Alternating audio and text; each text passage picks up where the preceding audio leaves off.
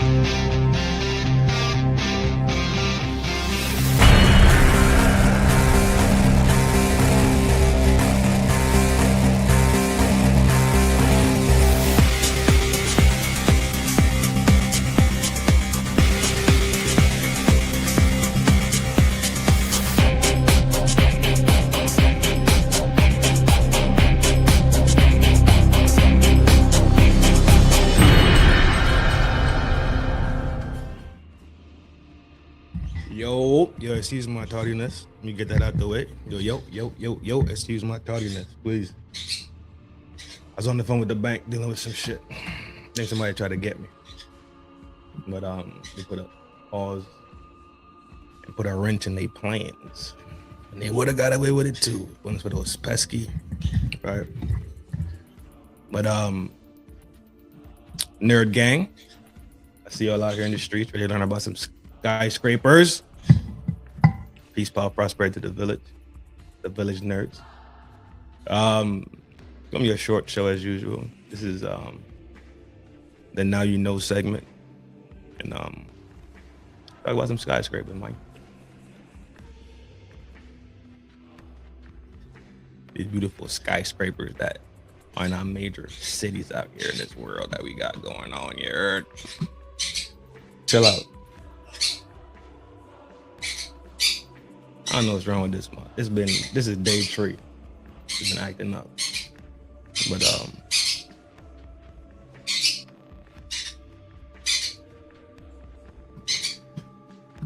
get this show together. Yeah, that call put me back behind a little bit. Goofy Goldberg. Yo, what up? Tree Star, what up? So we go to all these different countries, right? Oh shit, bomb already.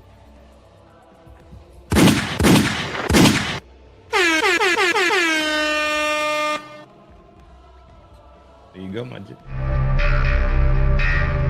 I told you, I'm a man of my word.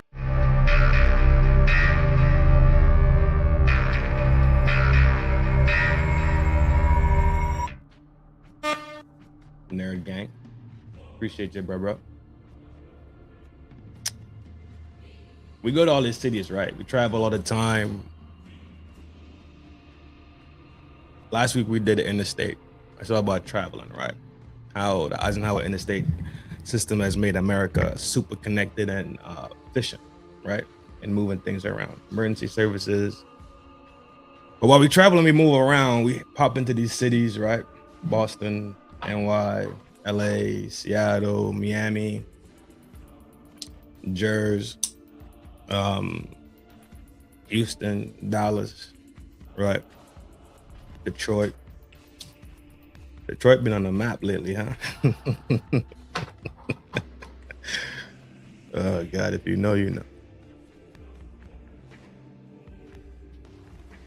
And we stay in these cities and we see these crazy skylines, right? We get to see them at nighttime, flying on a plane. Or sometimes we in a high rise also, right? And we just look around the city and we get to see these crazy landscapes around us. And it's because it's been there way before we were born, pretty much. We take it for granted. We never comprehend the ingenuity, right? And the time that goes into actually putting these structures up. Just like how we take the interstate for just simply for granted, because we use it on a daily basis and it's just something that we use. It's just a road that gets us from point A to point B, right? The same way we take the ingenuity, we took the ingenuity of that for granted. We take the ingenuity of simply the skyline and skyscrapers and what goes into building them. So today we're about to talk about skyscrapers a little bit. Tito, calma. So today we're talk about skyscrapers real quick. And that's it. Just quick shit, right? And to begin, we can't really go to this topic without giving a salute, right, to the one they call the father of the skyscraper, right? Man by name William Lee Baron Jenny. William Lee Baron Jenny, right? He's known to be the father of the skyscraper. He's from Chicago, an Illinois boy, born in 1832, and died in 1907, right? He said, "Tell him fried chicken." Tell him fried chicken, dude, chill out. You're allegedly.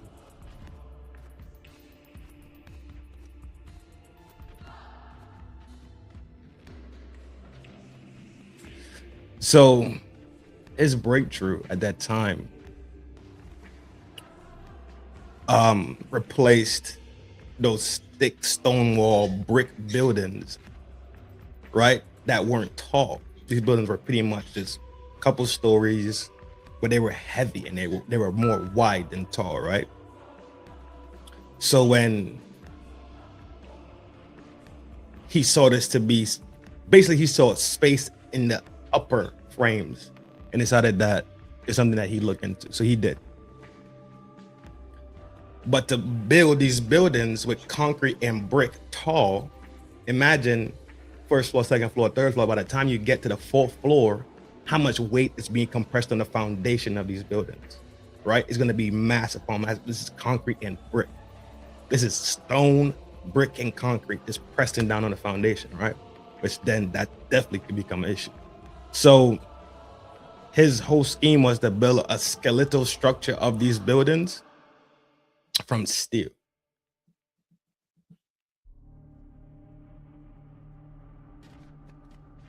So this not only helped with the weight, right, being pressed down on the building's foundation, because it's now the steel frames were lighter, right? How they adjoint them, right? When you see these skeletons go up in these skyscrapers, they are joined in certain ways that actually make them stronger. They actually joint in a way that actually makes them safer as these tall skeletal structures of steel.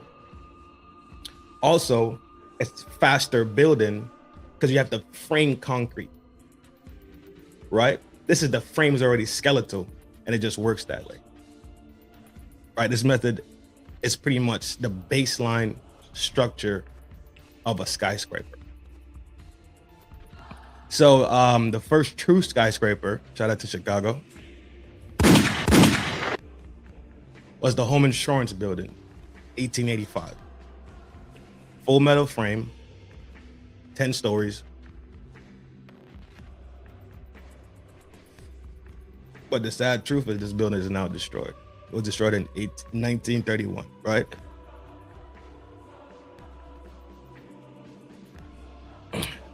This is a massive feat in ingenuity and innovation that pretty much has taken over the Americas, not just the Americas, right? It's in every country pretty much that we go to. We see these massive cities, they main cities, right? All around the world, we see these skyscrapers go up. We see these massive, tall ass buildings. And he's trying to put chill, bruh. Yeah, so these massive structures with these skeletal frames and they're lighter, they're stronger, and they're built up so we get, not necessarily that we've grown wide, right? But we're growing tall, and the ability to put more stories because it's lightweight now. So you can add more stories, right? Going vertical. So pretty much at the end of the day, without William Jenny, there would be no skyscraper. Shout out to William Jerry. Jenny.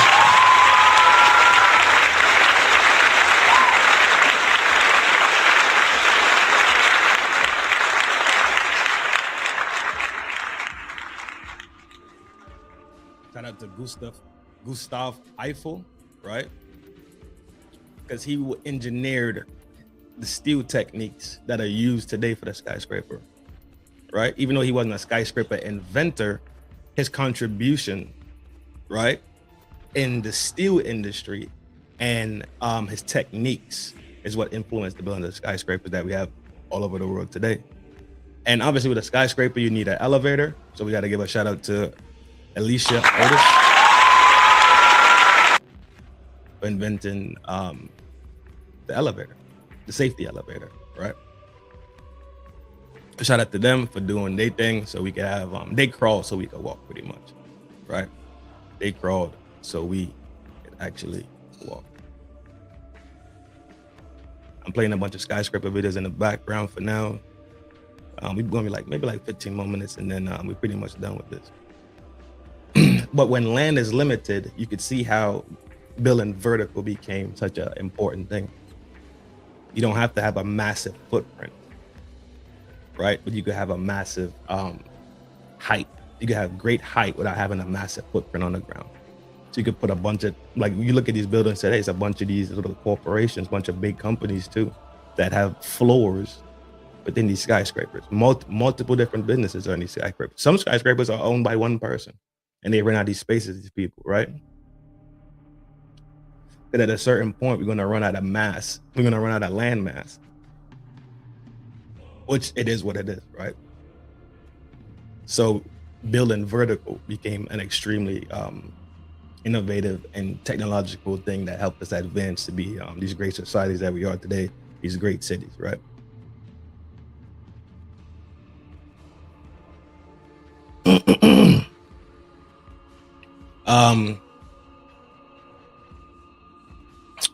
So this thing, it integrated not just the elevator, and it didn't just integrate plumbing systems and new upgraded electrical systems and new fire codes to make the building safe for people to work in. At the same time, this opened up a whole different level of engineering, right? Because now we still have to talk to the architect. We still got to talk to the engineer, right? We still got to talk to the mechanics, right? The machinery that has to come in to move these great steel beams, right? I can't remember the name of that crane thing, but it's these massive cranes. They have to hoist these steel beams into the sky. If you look at the thumbnail, them guys are sitting on a beam, maybe hundreds of feet, right? Maybe tens, maybe 80, 90, 100, 110 feet in the sky. They're sitting there eating lunch, right? We've all seen these pictures. But that's what it was. It opened up many different, let's say jobs, even in the job sector market, right? Architects had to now become more savvy and not just doing houses, all right, or doing commercial warehouses or the commercial buildings that were pretty much 1 story, 2 stories, kind of flat, more wide, right? They had to tap into another skill set to learn how to build and design things vertically. So this one thing affected so many different other industries, and they all had to come together and pretty much become allies to make sure that these things happen. Even when it comes down to science in itself, science is a major part of it, not just physics, right? We're dealing with weight, mass, objects, right? Materials of science, like what could make this steel stronger? What would be a great way to make these two steel beams? You dig what I'm saying? People dealing with building strength, that's a science too, right? Architects, scientists, structural engineering.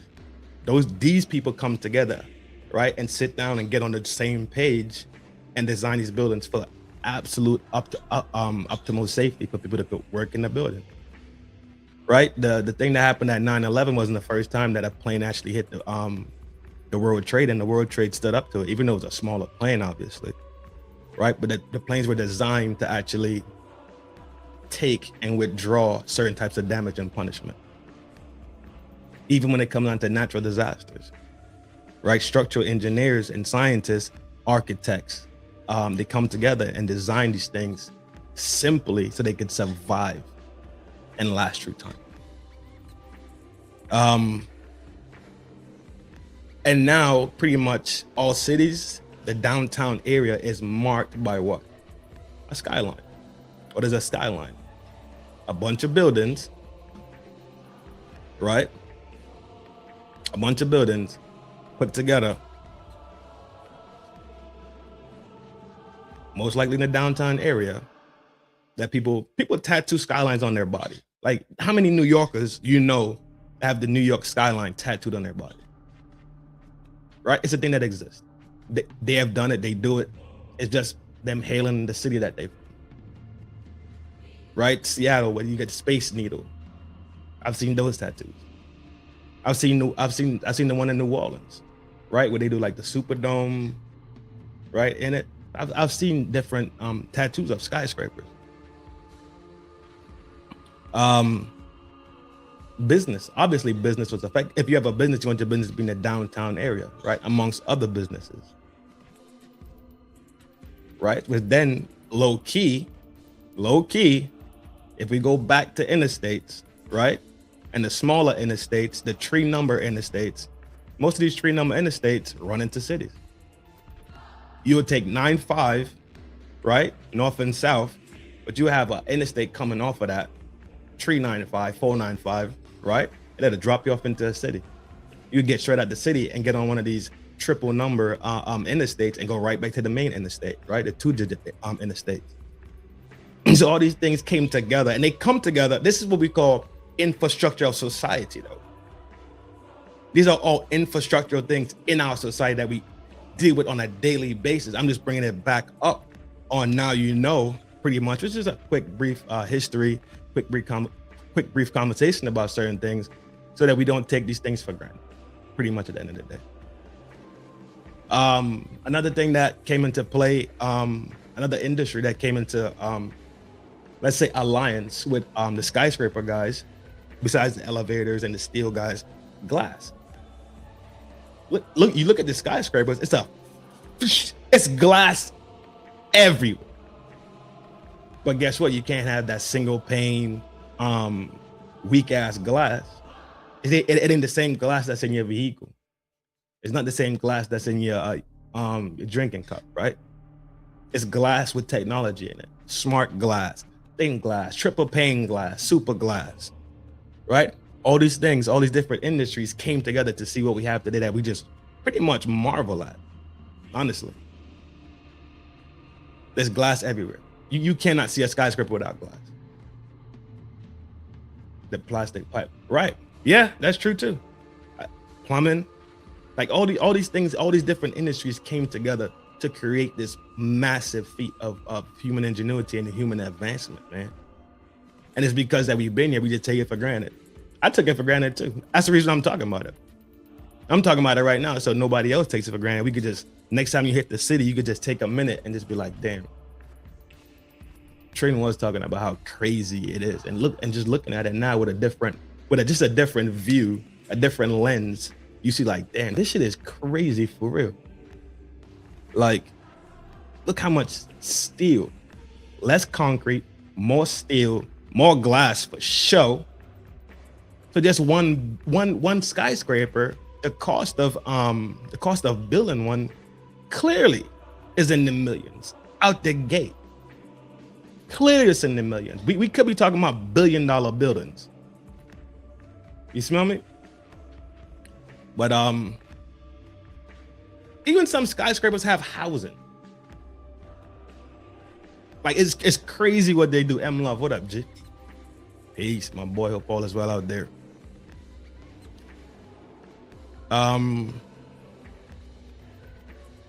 It's just something that we take for granted, man. I'm trying to bring us back in, that we could just stop for 1 second and say, you know what, that shit is dope. That shit is. I wasn't here when it was built. I didn't see it go up, but I'm here today and I can see it for what it is. A feat. It's just a marvel at the end of the day. People talk about the 7 wonders of the world. That's fine and that's dandy. Those things were dope too. Those things are dope. But mankind seeing the issue of us having the issue of running out of land mass horizontally, they decided to, let's build vertically. So the geniuses came together, they put their heads together, and they made it happen. Right? We at the 22-hour mark. Let's talk about some let's talk about it. Do you think skyscrapers make a city better, or does it make it worse? Right?